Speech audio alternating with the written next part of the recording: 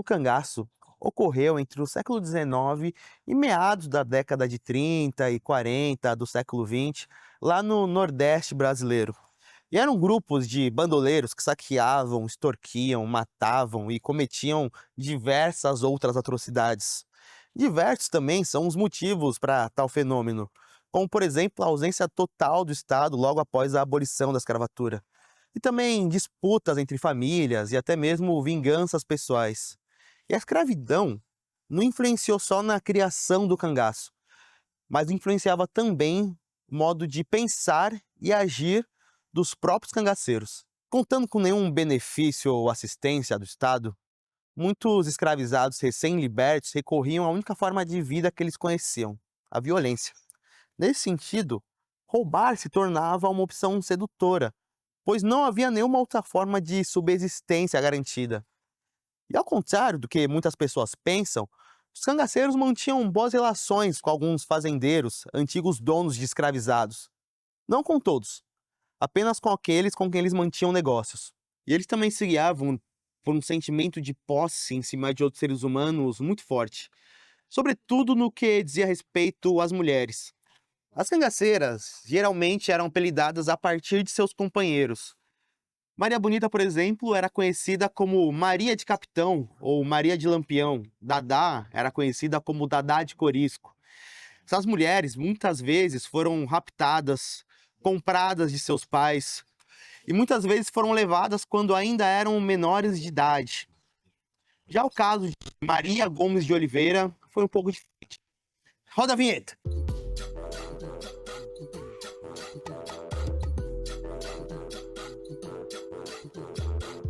Hoje estamos em Osasco, na rua Maria Bonita, que também era conhecida como Maria de Déia. Ela nasceu em 1911, na cidade Santo Antônio da Glória, hoje em dia a cidade Paulo Afonso, no interior da Bahia. Ela era filha de um humilde fazendeiro chamado Zé Felipe, e a segunda mais velha de 11 irmãos.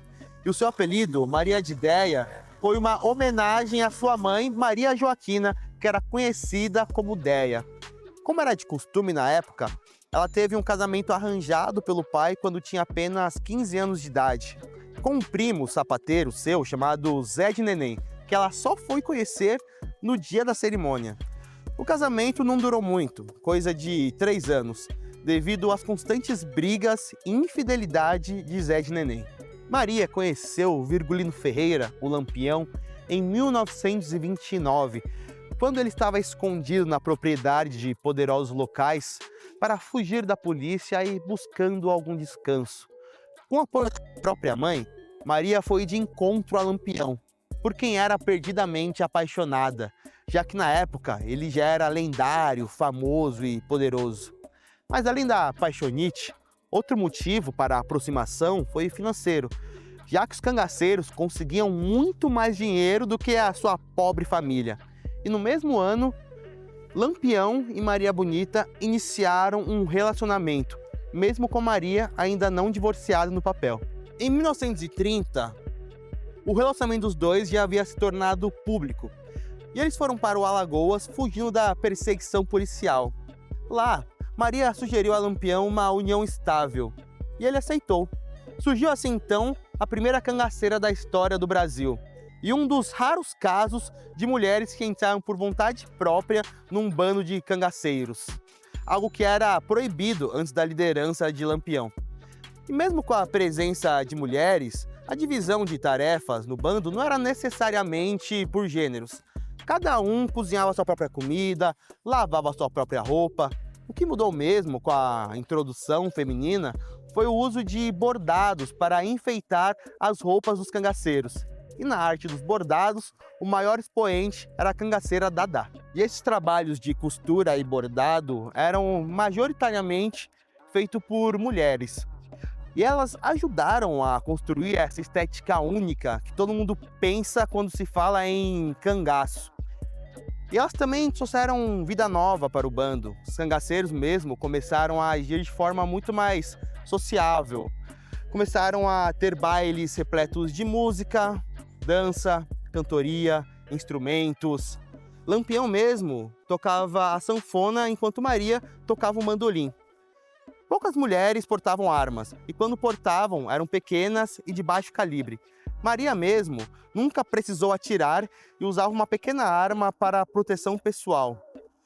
Há relatos de que a única cangaceira que chegou a manusear e a atirar com o fuzil foi a cangaceira Dadá. E lá pelo final da década de 30, fotografias em jornais, como por exemplo as do fotógrafo libanês Benjamin Abraão, ajudaram a solidificar e mitificar a imagem de Lampião e seu bando, mas servia também como uma provocação para o governo do então presidente Getúlio Vargas, que até então não havia conseguido capturar o bando.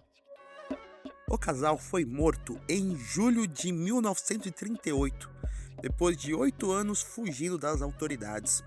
Foram emboscados na região de Angicos, Sergipe. Os policiais, tão violentos quanto os próprios cangaceiros, chegaram ao paradeiro do bando através de ameaças e tortura a quem dava guarida aos bandidos. Parte do bando de Lampião foi assassinado em uma emboscada liderada pelo tenente João Bezerra. As roupas e objetos de Lampião foram levados pela polícia como símbolo de vitória. 11 cangaceiros, incluindo Lampião e Maria Bonita, foram decapitados. Todos tiveram as cabeças expostas como prova de suas mortes e símbolo de poder em Piranhas, Alagoas. Posteriormente, as cabeças foram levadas ao Instituto Nina Rodrigues, em Salvador, Bahia, onde foram mumificadas e ficaram expostas ao público até 1969, quando foram finalmente enterradas a pedido das famílias. Maria Bonita tem essa história muito complexa e controversa. Até mesmo seu apelido, Bonita, só foi ganhar notoriedade depois da sua morte, quando foi eternizado pelas páginas de jornal e pela literatura de cordel.